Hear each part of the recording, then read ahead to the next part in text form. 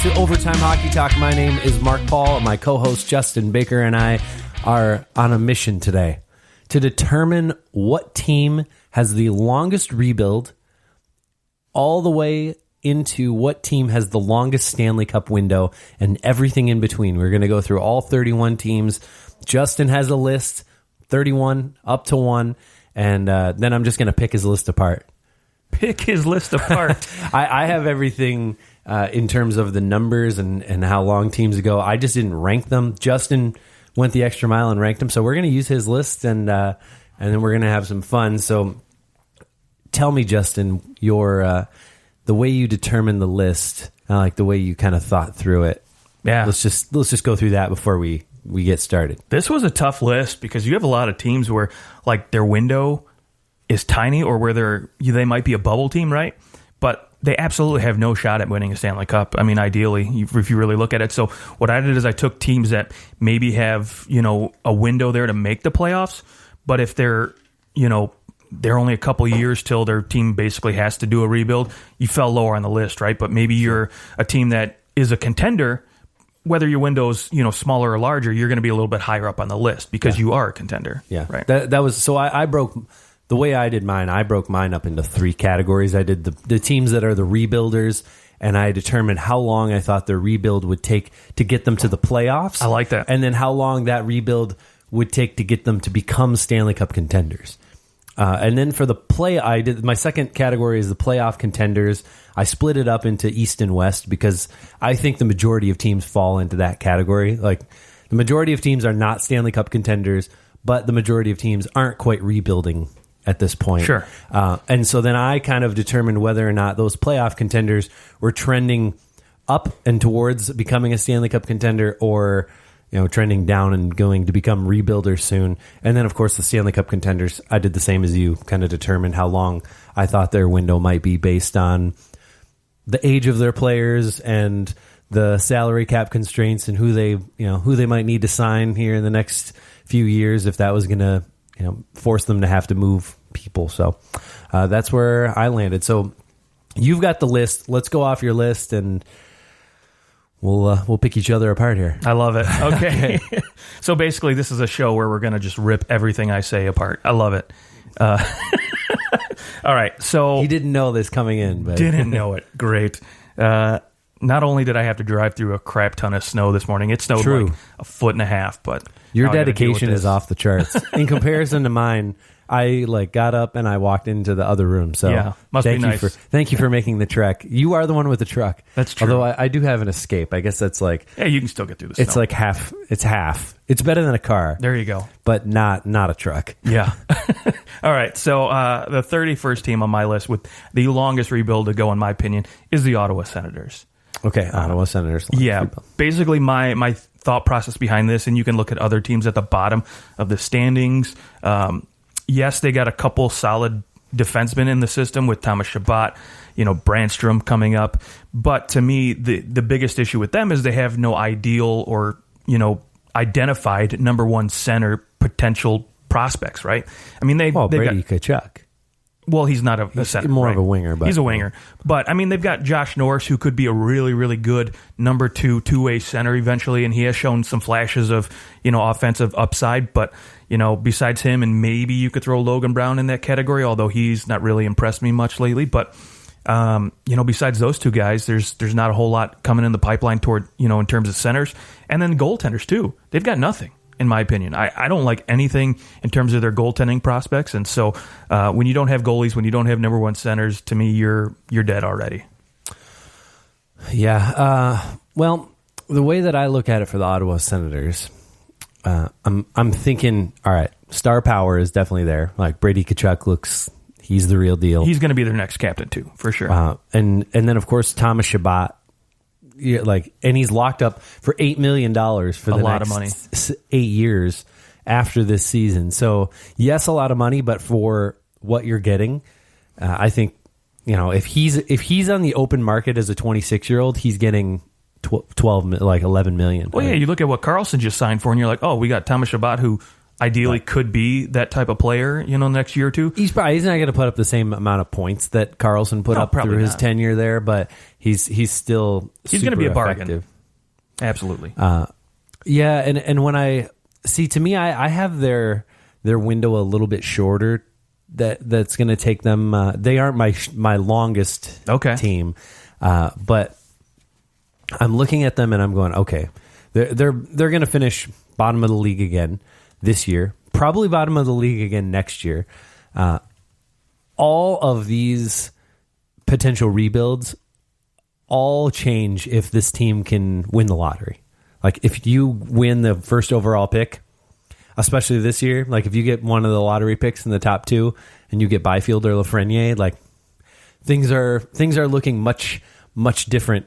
Like if the Ottawa Senators have Quentin Byfield. Oh, absolutely. Now you got your number one center. Yeah. Suddenly things look a little bit different. Now if they, the draft doesn't go their way and they end up picking 6th, you're still going to get a nice player.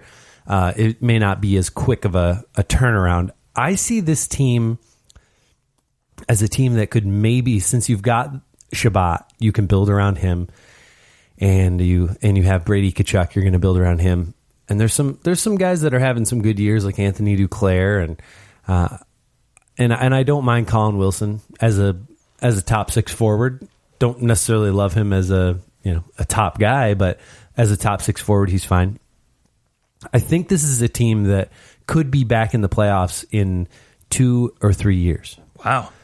And from there, you're looking at, let's say Ottawa gets 2 top 5 picks over the next 2 years. That third year, I don't think that it's out of the realm of possibility to go, they'll probably have their number 1 center, and they'll probably have something else, whether that be a top 4 defenseman or another top 6 forward. And suddenly they're looking pretty good, probably because they're going to, after this year, they're going to shed as many people as they want to shed. And then it's a matter of if their owner is willing to dole out some money. Yeah, and that's the other big issue too, right? Management's always been a huge issue for me, and that is something I took into effect with a lot of these rankings. Ottawa, obviously they've been known as they're going to be at the bottom of the cap basically for the next few years, I think. And so if you're management, right, and you're rebuilding, you're not willing to go out and spend the money. For instance, like the New York Rangers, right? They went out and they spent the money on Panarin, knowing that they're in rebuild mode, but that's going to help drive and help escalate that rebuild a little bit quicker, in my opinion. And so you won't have that if you're the Ottawa Senators, for sure.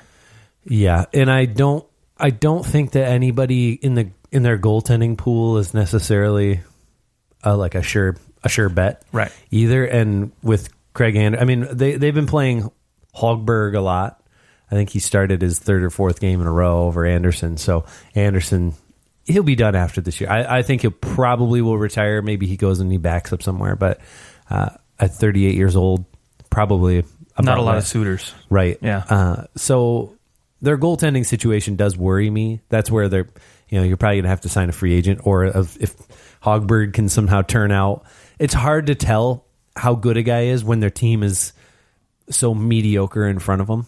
Right. Anders Nielsen has shown flashes of being a decent goaltender, but again, he's always shown flashes of being a halfway reasonable goaltender. Yeah.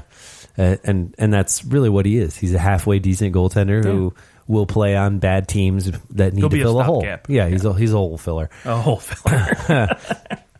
Okay, so all right. I don't disagree, though, that Ottawa is definitely towards the bottom of those rebuilds. Let's go with your number 30. Number 30 for me is the Anaheim Ducks.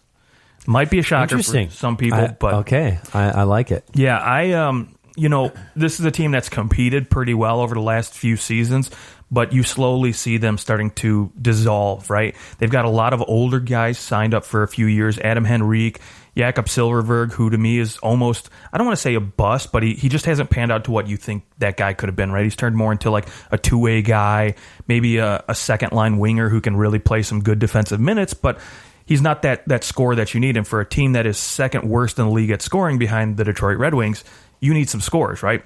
Getzlaf's not getting any younger. They, bought out Corey Perry. They really don't have, they've got Max Jones, Sam Steele coming up, but Max Jones hasn't really impressed me this year at all. Sam Steele, I'm not too sure about him yet. Maybe those two guys might take a few years to season. Maybe they might come around, but What kind of seasoning are you using in those guys? Monterey steak seasoning. So okay, yeah. all right. So they'll be okay then. Not great, but they'll be okay. They'll be okay. The one shining, thing about the Ducks, though, outside of that they have an aging core and group of forwards that just don't impress me, like Shania Twain would say, is John Gibson. I mean, to me, he's a top 3 goalie in this league. And they've got him locked up for a lot of years at a really, really nice cap hit. Yeah, nice cap hit. And they've got some decent pieces on defense, but unless they turn the rebuild around quick, these Hampus Lindholm, Cam Fowler, those guys are going to be a little bit older, and you don't know what you're going to get out of those guys, when they're in their 30s at that point, by the time you restock the cupboards up front. Right. And, to me, though, I think that Anaheim is I can see Anaheim in... Even next year, Anaheim could make the playoffs to me, which I still think I agree. They're in a rebuild, and I don't necessarily think they're competing. They're not trying to, it's almost they're one of the bubbles. They're kind of between that playoff and rebuild because they haven't really committed to a rebuild.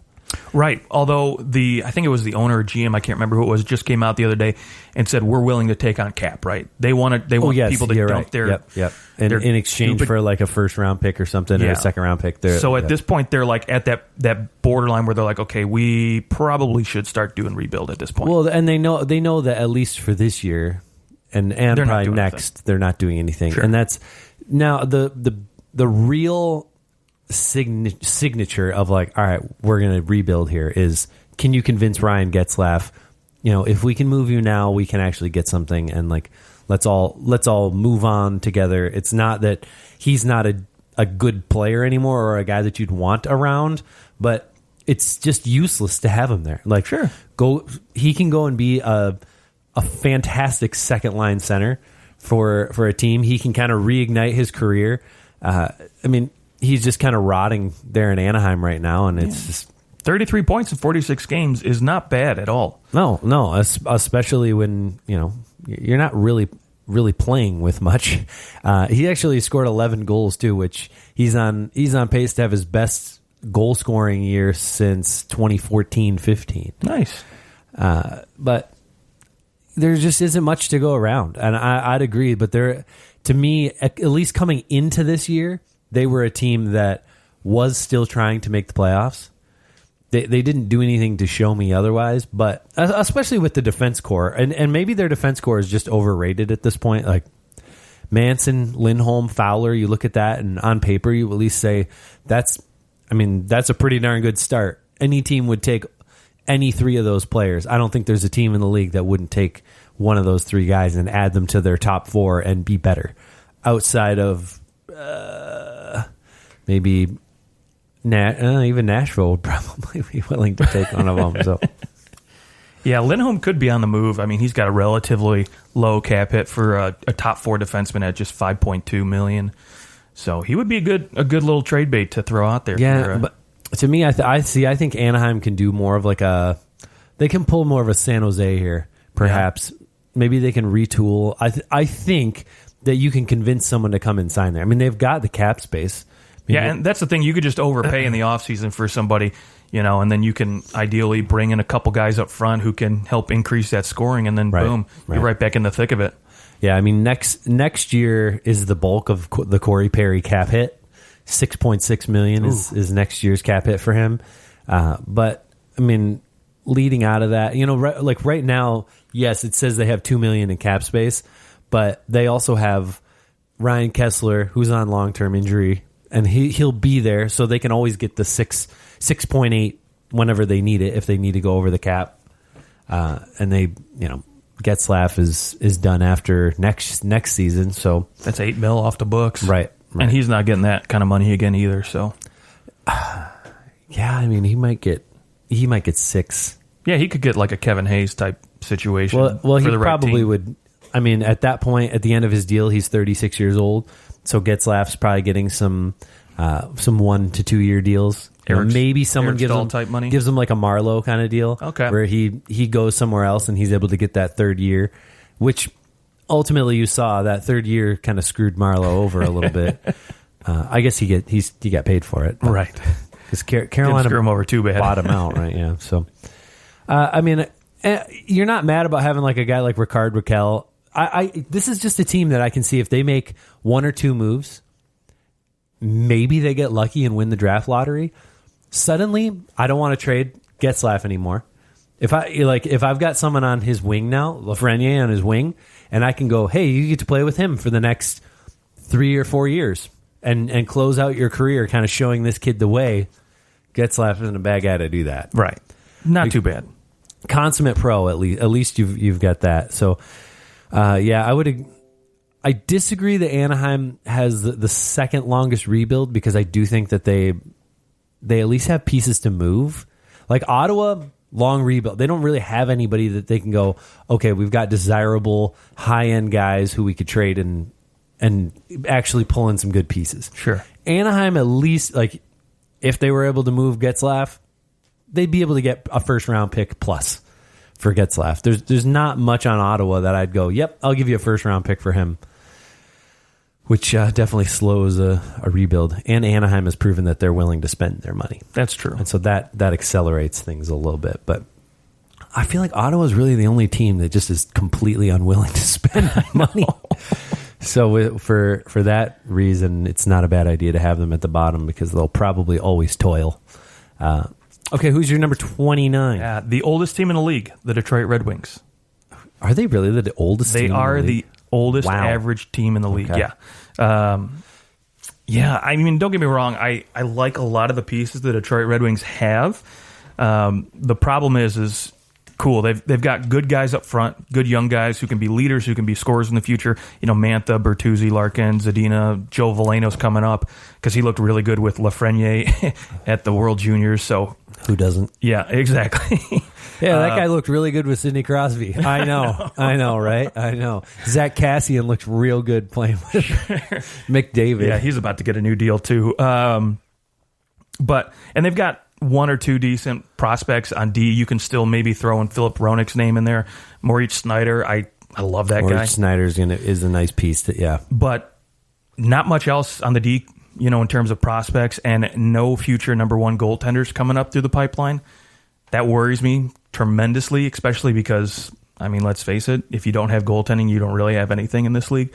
So, you know, and one of the reasons I put them in front of Anaheim is I love Steve Yzerman, right? I mean, not only is he just a homegrown Detroit guy in terms of, you know, did his career here, he's coming back to fix the team he loves, right. But you've seen it in Tampa where he's willing to be aggressive, he's willing to trade, he's willing to spend the money.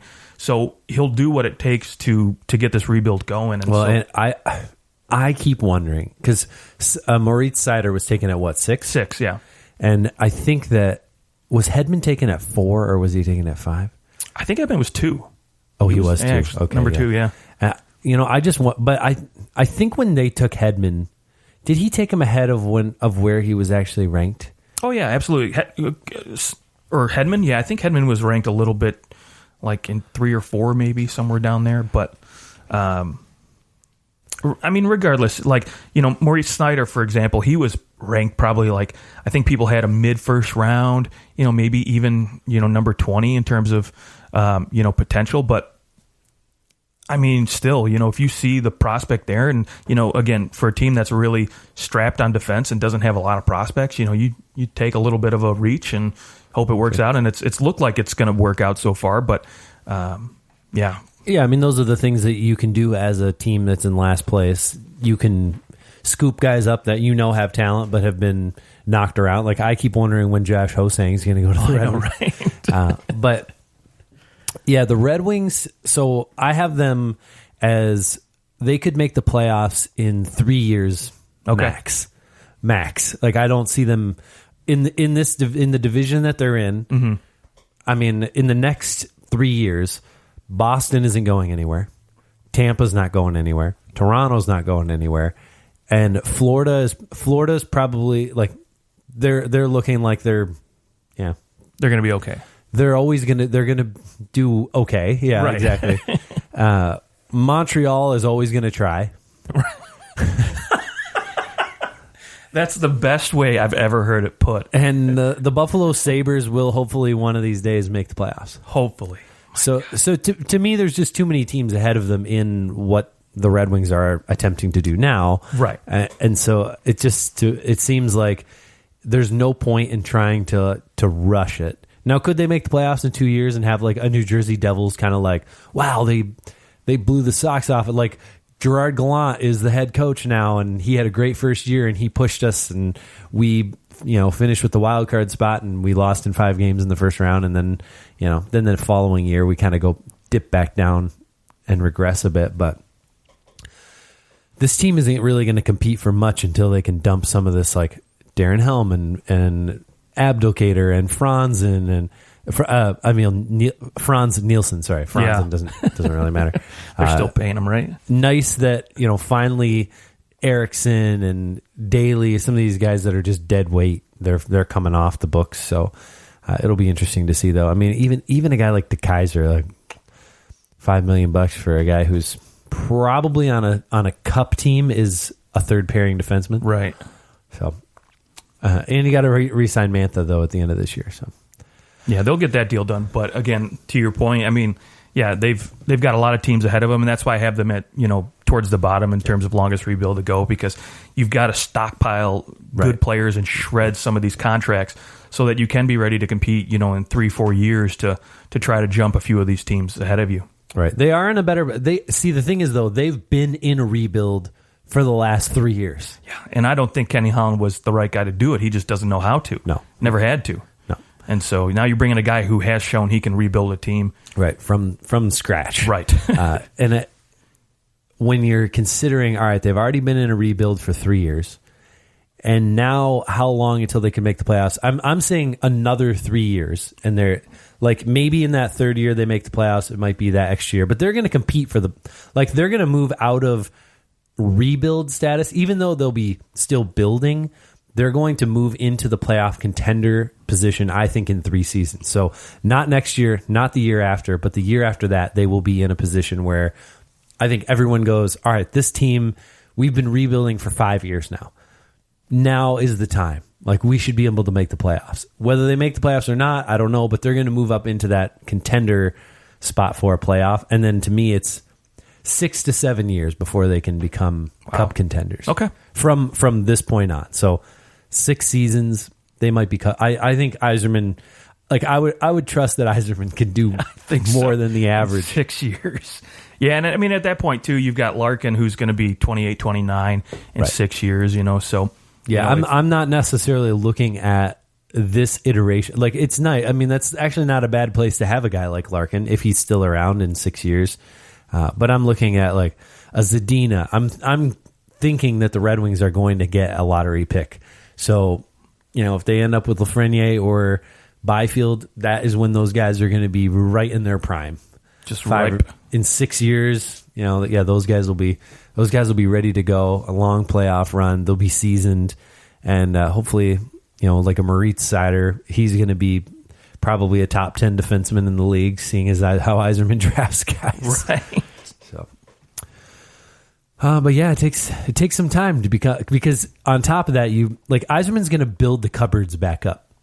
Like you saw what he did in Tampa, how he just was able to, like, you looked at them and you said that guy on their fourth line would be in other teams' top sixes. That is, when you're in that position, you can compete for a cup, because then you can deal those pieces and acquire others that you need elsewhere in your lineup. So, I'd say, though, 6 years for the Red Wings to really rebuild their whole cupboards. All right, wonderful. All right, 28. Moving on. For me, it's the New Jersey Devils. Okay. Yeah. And maybe some people are looking at me crazy or listening and just saying, this guy's loco, their rebuild window should be a lot shorter now. They should be closer to playoffs. However, don't get me wrong, Jack Hughes is nice, but he sure. Yeah, nice, and he sure. They're two great. You have two potential number 1A, 1B type center guys that you can throw out there at any situation, which would be nice. But, outside of that, there's not a ton that impresses me. I mean, PK Subban does not look like anything close to the Norris Trophy defenseman he once was. Do you think he'll figure it out? I hope so. And I hope with new coaching, they can turn him back into what, they were hoping he was. But to me, the biggest concern is goaltending. Mackenzie Blackwood is okay, but I don't think he's going to be anything more than a career backup. obviously they're locked down to Corey Schneider for another couple seasons, and honestly, nobody's going to take that contract. He might just go on LTIR. Maybe they buy him out, in another year. Who knows with the upcoming CBA, but outside of those two guys, there's nothing in the cupboards for goaltending. I mean, they do have a nice defensive prospect, Ty Smith, who looks like he could be the real deal and could be a potential top four. Sami Vatanen, probably their best defenseman outside of PK Subban. Free agent at the end of the year. Yeah, he's probably going to get moved at the deadline, and he's going to go sign somewhere else. And probably Andy Green, probably going to get dealt. Deadline here. He'll be number 7, number 6 defenseman probably on another team. Yeah, I mean, a third pairing defenseman, Andy Green, not so bad. No, not at all. It's just when he's your top 4 defenseman, you're in big trouble. Right. So, so they've got the 2 centermen, which to me is the most important pieces you need to be a contender, and then goaltending in my mind. But again, outside of that, there's nothing in this system, in this team, that really excites me to say they're closer to being a playoff contender than they are a rebuilder. Yeah, I am. This is how far I'm willing to go with the New Jersey Devils. So I actually have them in 2 years. They can be playoff contenders. I think with Jack Hughes coming into he hasn't looked great, but I'm going to give him the benefit of the doubt. There's a reason he went first overall. Let's assume that he's a okay, a decent number 1 center. I'm thinking Ryan Johansson kind of number 1 center is maybe the hope that he. Yeah, and that's not bad. No. And then Nico Hischier. We know what Nico Hischier looks like. He's going to be a great two-way center. Yeah, absolutely, and is going to complement anyone. And so you're not mad about those 2 guys. And then you can fill in the rest with everyone else that they have. I mean, and Travis Zajac at the third center position, or he's gone in a year after this. There's a lot that you can do. Pavel Zacha looks okay now. Looks like he maybe has learned his lesson after some interesting things last offseason. They have some okay pieces. So I think there is a chance in the Metro that this team, especially as Washington and Pittsburgh, they're going to start taking steps backwards. They might have a couple more years of a window for the Stanley Cup, but there's teams up at the top. They're not going to be up at the top forever. So the Metro to me is maybe the most wide open in the Eastern Conference comparatively. So I'm looking at the Devils. They could make the playoff. They could become playoff contenders in 2 years. But as far as Stanley Cup contenders, I have them as my longest amount of time before a team becomes a Stanley Cup contender, mostly because I might as well just say I don't think the iteration of any of these core players is going to be good enough to win a Stanley Cup. But I put 9 to 10 years because I think you're going to have to flush through a lot of these guys. I look at Jack Hughes and Hischier, and I see a team that, that's a nice team, but I don't think they're ever going to be a team that can go head to head with the superstars of this league. I mean, you look at a St. Louis Blues. Okay, not a team with a ton of superstars, except for Colton Parayko is probably the most underrated defenseman in the NHL. Alex Pietrangelo is phenomenal. And then you've got Tarasenko, who is an absolute star. Just he happens to play in St. Louis, so people don't see him as often, and granted, he's hurt right now. Ryan O'Reilly is this complete grinded out, he is a superstar. He just is totally different than all the rest. He's not your typical, I'm going to do this through pure skill. He's got phenomenal skill with every tool. Yes. Every tool. Yes. So to me, I don't see Nico Hischier becoming a Ryan O'Reilly, a guy that can do those same types of things. I just don't think that this iteration of the Devils is in a position to become Stanley Cup contenders until they completely flush this lineup. So I actually had them at the bottom of my list. I had them at the very, very, very bottom because I'm you're going to have to rebuild again. They're rebuilding and they're going to have to rebuild again. All right. Fair enough. So moving on from the Devils, next on my list, the LA Kings. I have them at 27.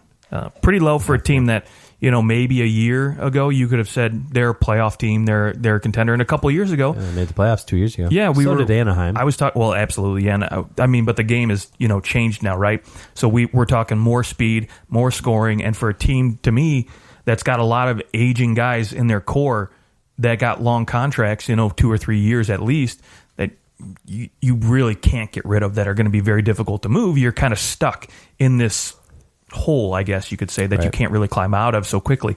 Doughty's great. I think regardless, even at 30 years old, he's still going to be a top 10 defenseman in my opinion, and probably still will be for another 4 or 5 years. You're not mad about having him or Kopitar. Right. Yeah, and Kopitar still competes. He's still a good player. Jonathan Quick, he's on the decline.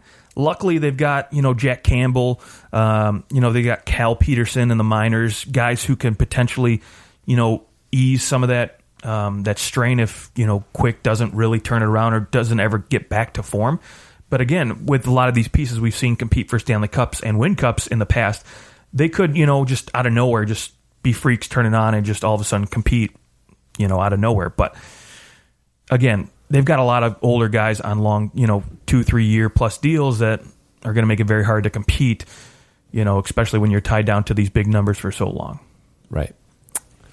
Yeah, I have the LA Kings also as rebuilders, obviously.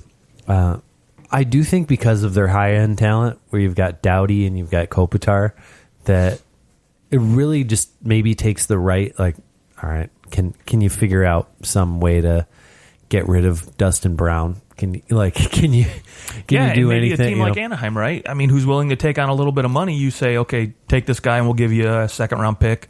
Or we'll throw in. They need that second round pick. Well, I know they do. I don't think that LA is really in a position to necessarily do that. Also, I think Dustin Brown has a pretty 7-team no trade list. So, but one thing I will say for LA though is they do have a few guys that they can move at the deadline this year, like a Tyler Toffoli and Alec Martinez, Trevor Lewis, Kyle Clifford. You can move those guys and guys you can get some picks back for and maybe help accelerate a rebuild. Yeah, I mean, agreed. I look at this team and I at least say, all right, you still have Kopitar, who is he's still putting up, like this season he'll probably end up with 70, 75 points. And so his regression over the next, say, 3 years, maybe he's like a 60-point guy in 3 years, but he's never been a speed guy. We talked about Nashville, right, being a contender the last few years. Their number one center is only putting up 60, 65 points. Right. So you put good pieces around him, and then you don't have to worry. And again, all this depends. Like if LA, which they are last place in the Western Conference, in the entire league right now, they sit a little higher because the Eastern Conference is bad, but they're 29th in the league. So let's say they do end up with the top 3 pick, and then they do that again next year. I mean, if you do that, you're going to end up with some great players, and that's going to accelerate your rebuild. And so, I think LA, based on having Kopitar, having Doughty, and having good goaltending, whether it's Quick or Campbell, both those guys are you can see one of those guys stepping up into that role and at least being good enough to become playoff contenders. Now, just because you're a playoff contender doesn't mean you're making the playoffs. It just means you're probably not finishing in the bottom 4 of your conference, bottom 3 of your conference. So I think LA may be close to becoming a playoff contender again. Stanley Cup contenders, though, I just don't know.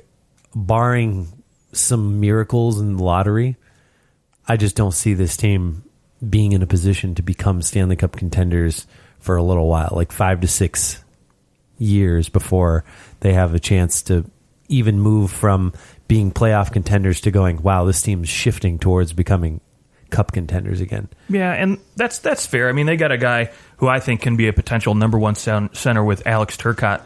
They got basically a steal in the draft this past offseason that, 5-6 years will be right in his prime, ready to go. And so, yeah, you could potentially see him as the number one center, Kopitar number 2 guy, and they would have a really nice 1-2 punch at that point. So we'll see, but yeah. They've got Martin Furk. That old righty out of Detroit. Okay. 26, I'm moving on. Minnesota Wild for me. Okay. And, again, this is a team that, has competed the last few seasons, has always made the playoffs. Bruce Boudreau has always done a very good job of having them finish at the top of the division over the last few seasons. But it seems like lately they're hitting rock bottom. They're worst in the Central, and there's a reason for it. I mean, you look at their core group of guys: Parise, Mikko Koivu, Eric Stahl. These are all old guys, right? These are guys that are not getting any younger, not getting any faster. Then you look at the back end, Ryan Suter. He's stuck there for another 5-6 years. I don't even think 5 years. 5 years after this year, they have Parise and Suter. Yeah, I mean, 7.538461. Ridiculous money, right? I mean, they've got a couple other nice pieces: Matt Dumba, Jared Spurgeon on defense, who are signed to long-term deals. But again, you keep hearing Matt Dumba's name thrown around on the trade block because if Bill Guerin's going to start a rebuild for this team, right, he's your best trade asset. He's a very capable top 4 defenseman signed at a relatively decent cap hit at $6 million. So teams that need a righty and need somebody who has the potential to be a 50-point guy, he could be that. And so you could get a big return on that. And then, again, this team has a lot of old guys stuck to long deals. So, Matt Zuccarello, those are guys that just aren't going to help you accelerate any rebuild. And I think when you got teams ahead of you in the Central and teams in the Pacific that I think are getting better, you're going nowhere but down.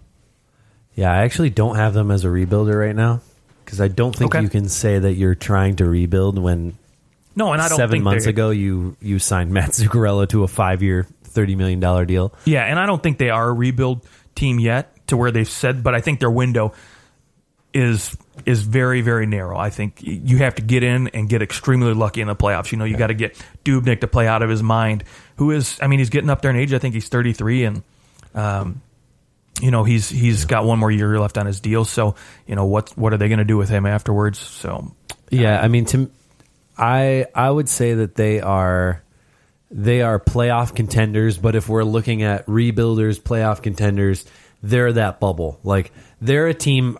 In my notes, I say that they should rebuild, but they've continued to middle as they have for the last 10 years.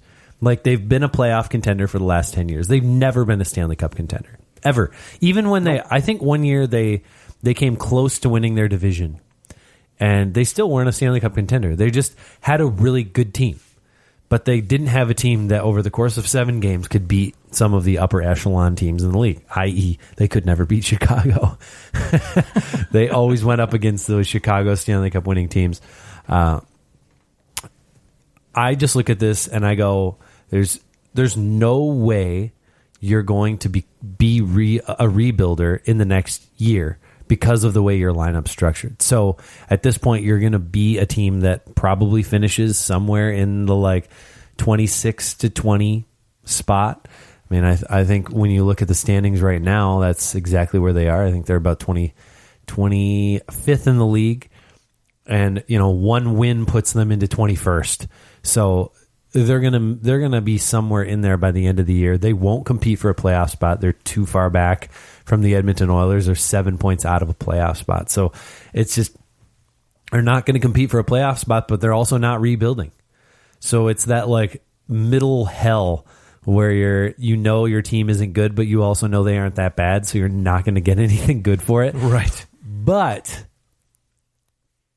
Minnesota Wild could win the draft lottery. All you have to do is miss the playoffs, and you can win the draft lottery. In the NBA, what were the Cleveland Cavaliers? They won the draft lottery that one year. I know. So you never know what can happen in that. The chances are very small, but even they might not win the first overall pick, but maybe you go from 12 down to 3, and suddenly you're in a nice position. Remember the New Jersey Devils went from they won the lottery, and I think they were 13th or 14th in the pick, but that was back when you could only move up a certain amount of spots, 5 spots or something like that. I think they moved from 11 to 6, and that's when they drafted Adam Larson. Must be nice. So I think Minnesota to me isn't quite that rebuilding team. I'd have them a little bit in the case of your list. In my mind, I'd have them a little bit higher because they aren't that even. They're not in a rebuild yet. So they actually have much longer to go because they haven't even started a rebuild. And of course, we have seen some teams be able to kind of not have to go through that treacherous Buffalo Sabres style rebuild where you have to be horrible for a while to even be halfway decent. You could retool kind of on the fly, and if Minnesota gets fortunate and Bill Guerin is able to work some magic here in his first general manager spot, and we'll see what happens. But let's go to your 25. 25, yeah. So at 25 for me, this is a team that they could be playoff contenders and probably might be playoff contenders bubble on your list, but it's the San Jose Sharks. So you have them basically as a rebuild. Just about, because when I look at their window, I think their window is very, very tiny when you look at some of the other teams ahead of them, but a lot of their pieces that they've got signed long-term are very, very old. Obviously their defense is eating up a lot of cap money, and Brent Burns ain't young. Vlasic's not getting any younger. He's 32 at this point. 32. And your top forwards are in their they're on their way out to retirement. Joe Thornton, Patrick Marleau, Logan Couture. Well, I don't know if we're counting Patrick Marleau as a part of any kind of core with the San Jose Sharks. These are the guys that they're relying on right now, right? Logan Couture's there; he's okay, but Evander Kane, he always seems to just go up and down. But these guys are locked into very long-term deals. So are these guys that I think can lead a team into playoff contention and potential Stanley Cup contention? No, I don't think so. And really, so Erik Karlsson and Brent Burns just done? I think Brent Burns will start. I think Brent Burns has hit his plateau and he's going to start to go down. While I still think he'll be a fine top four defenseman, I don't think he's going to be that point per game guy he always once was, right? No, yeah, he's not that now. Yeah, well, exactly, yeah. I mean, but and more importantly to me, the bigger concern with this team, and there's nothing in the pipeline that gives me any optimism, is their goaltending. Right? They've got Martin Jones locked up for another 4 seasons after this. You're not going to dump him anywhere. Nobody's going to take him. So you either have to buy him out or hope the CBA gives you a buyout clause. Aaron Dell, he's been taking a majority of the starts now. He's looked okay, but at 30 years old, this is what you're getting at this point. Right. At this point, you're going to have to make a deal. You're going to have to trade something. Right.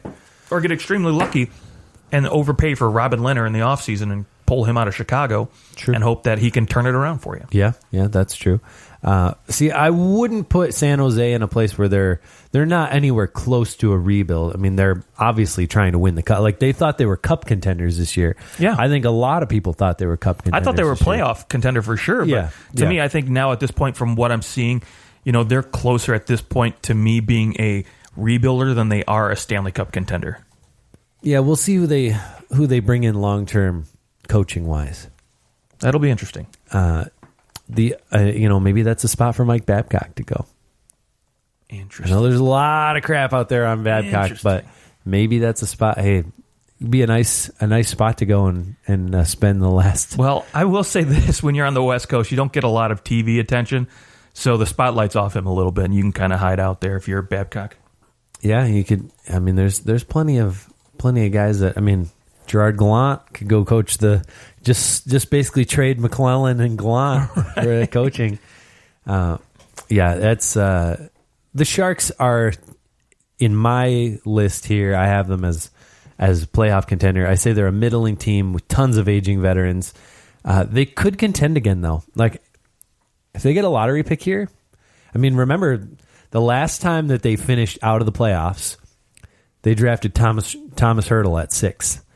And Thomas Hertl has become a nice top 6 forward for them and has been, like, I would say is, as steady as they come. For a guy at 6, you're not complaining about having a guy like Thomas Hertl.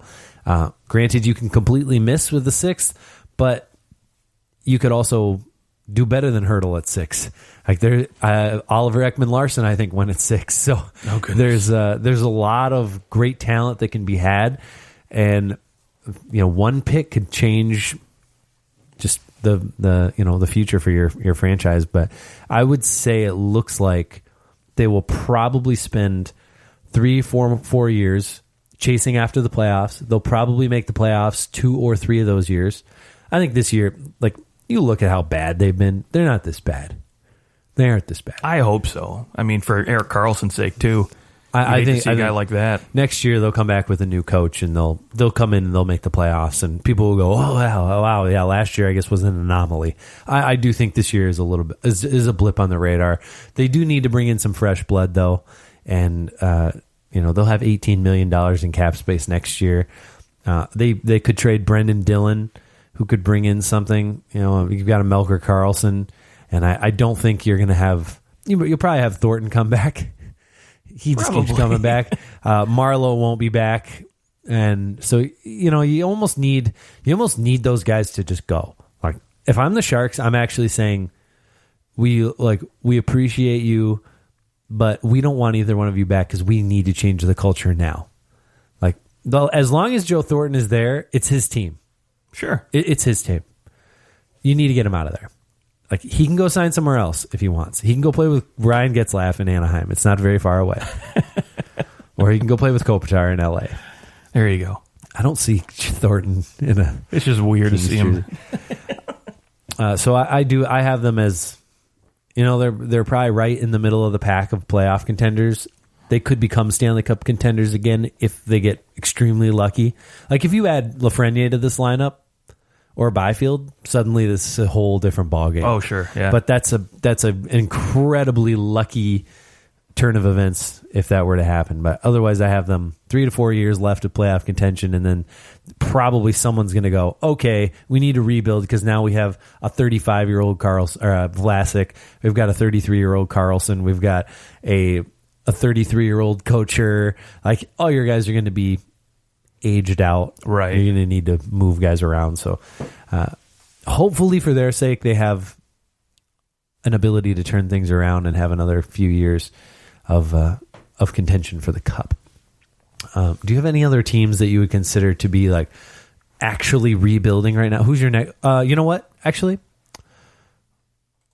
we're gonna stop for this episode, and you can listen to the next episode to find that out. I would say I have 2 other teams that are rebuilders.